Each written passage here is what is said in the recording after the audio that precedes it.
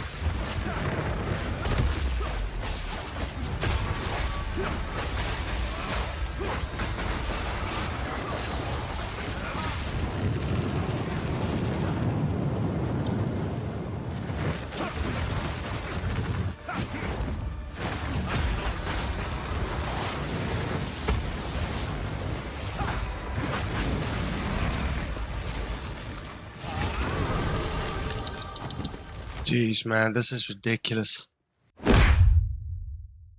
So this is like my Act 2, between Act 2 and Act 3 build. It's like the mid build. Still playing a monk. And we've got a Blight Cry. This is the most important thing, is really the staff. Then I've got two slots in there. 20% increased physical damage and 1 to 20 lightning damage. There's a lot of physical damage on this quarterstaff, which is great. The rest is just, you know, try to get mana, try to get life, and some survivability. I'm not too phased about the rest. It's really just the staff that matters, to be honest. In terms of the skills, currently we're running Falling Thunder still. We're still running Tempest Bell. Charge stuff is something I just unlocked. This is not part of the build, but I have it. That's going to be for, you know, the next build. We're going to transition into that. We're running Stormwave, which is awesome. Tempest Fury, Siphoning Strike, and then Herald of Thunder. And in terms of all of the gems and sockets, so with Falling Thunder, we are running Perpetual Charge, getting a 35% chance to not remove the charges. So you want this because when you use Falling Thunder with all of the stacks that you've built up, there's a chance that you can use it again for a couple of times, 35% chance. So that's solid. In terms of Tempest, we're running a magnified effect and we're running a lightning infusion. So you're doing extra lightning damage on that, and you've got a greater area of effect. With a Stormwave, which is really the main thing here, you've got, and this is the ambush is key on this because it gives you supporters, because it gives you 100% more critical hit chance against enemies, which is great. And then conduction is perfect for this. It gives 100% more chance to shock, because when you shock, that's when you use Siphoning Strike. And when you use Siphoning Strike, you get an additional charge possibly. So if a enemy is just shocked, when you use Siphoning Strike, it gives you those stacks, which you then use with Falling Thunder. Which the synergy is just really, really good on this.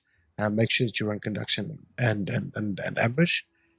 Tempest Fury, I've got attack speed, which is solid on it. 25% more attack speed, and 35% of damage is lightning damage. It really just helps out. This also is very quick to build up your Tempest. So your Tempest Bell, which, you know, those two work together really well. And Siphoning is just supporter skills have 50% chance to grant an additional charge. Again, when a enemy is shocked and you use Siphon Charge, you might get more than one charge that you can then use, which is perfect. On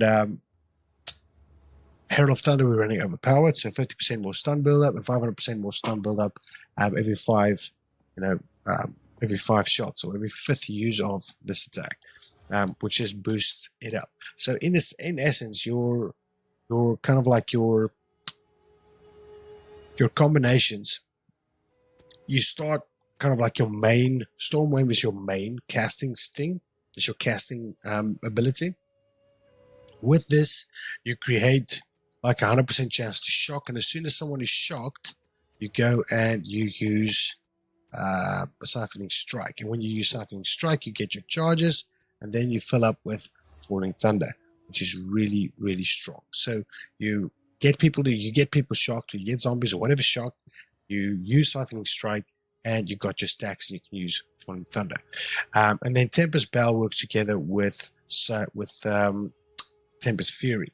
So you pretty much you shock them with your Stormwave, followed up by Tempest Flurry, which gives you your bell, and as soon as you got your bell, you keep, going at Tempest Flurry, and it just, the AoE is just fantastic. In terms of the passives, so we've made some changes to the initial build. We went away from this size of attack damage. This is very mana heavy, so we're really focusing on anything that gives us any mana or mana regeneration. So this is kind of where we're going at. We're going for Mindful Awareness. We're still picking up Essence of Storm, Crashing Wave, and Flow State. So just zoom out a bit there. And then over here is where you kind of go right, and you try to get to Blinding Strike, which gives you that increased attack damage and 10% chance to blind enemies with attacks, which works, trust me. Then secondary to that, you go up here and you try to get to Conservative Casting, 20% increased mana regeneration rate, and 8% reduced mana cost. Given that the build is so mana intensive, that works really well. And then you try to get to Killer Instincts, more attack damage if you're full or low life, and then you've got increased attack speed as well. And you've got additional strength to help with that. The next point, we're still holding our Moment of Truth though. So we're keeping that. We just got rid of the critical damage element, focus on the critical chance side. So the next part of the tree from here onward is we're going to go down here to get Alienating Current. And from there, we're going to go to Critical Exploits. So we're going to try and get to that as well. That's kind of like the next move that we're going to make for like the third after this build now. So everything you've now seen was using this build, and now we are moving towards the phase 3 or the act 3 build, which is going to involve something else, but we'll get to that later. I hope you guys enjoy the build. Let me know what you think. I'll see you guys on the next one.